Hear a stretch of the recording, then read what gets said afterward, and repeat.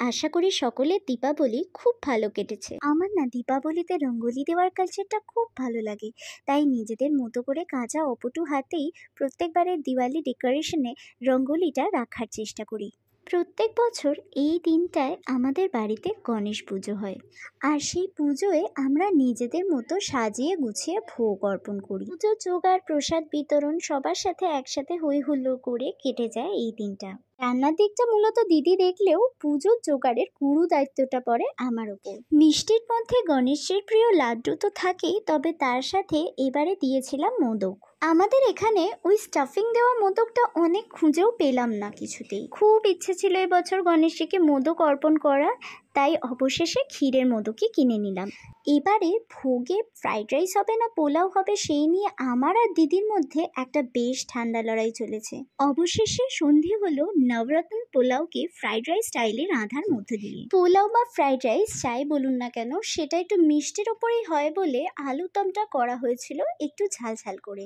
তার সাথে বিভিন্ন সবজি আর পনির দিয়ে বানানো হয়েছিল নিরামিষ নবরত্ন কোরমা। এর সাথে টমেটোর চাটনি করা হয়েছিল খেজুর, কিশমিশ আর আমসত্ব দিয়ে। এই পোলাও আর মিক্স ভেজটায় নরকম রত্ন মানে বিভিন্ন ভেজিটেবলস, ড্রাই ফ্রুটস আর পনির দিয়ে নরকম জিনিস দেওয়া হয় বলে এদেরকে নবরত্ন বলা হয়। পোলাওয়ে দেওয়া হয়েছিল গাজর, বিনস, ক্যাপসিকাম, ফুলকপি, সুইট কর্ন, কাজু, কিশমিশ, আমন্ড আর পনির। প্রত্যেকটি রত্ন মানে ভেজিটেবলস এবং অন্যান্য উপকরণগুলোকে আলাদা আলাদাভাবে ঘিয়ে ভেজে নেওয়া হয়। এই সবজিগুলো পোলাওয়ের মতো বড় করে কাটা হলেও বেশ সুন্দর সুসিদ্ধ হয়েছে। পোলাওটা ফ্রাইড রাইস স্টাইলে রাঁধা হয়েছিল, মানে একবারে জল দিয়ে সেদ্ধ করা হয়নি, তাই ঝুরঝুরে হয়েছিল বেশ। নিরামিষ আলুর দমটা বেশ ঝাল ঝাল করে করা হয়েছে।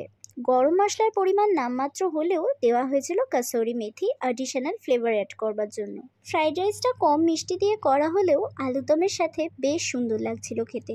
এরপরে আসি নবরত্ন কোরমার কথায়। গাজর, বিনস, ক্যাপসিকাম, ফুলকপি তো ছিলই, সাথে সুইট কর্নের পরিবর্তে ছিল বেবি কর্ন। এছাড়া কাজু, কিশমিশ, আমন্ড আর পনির তো রয়েছেই।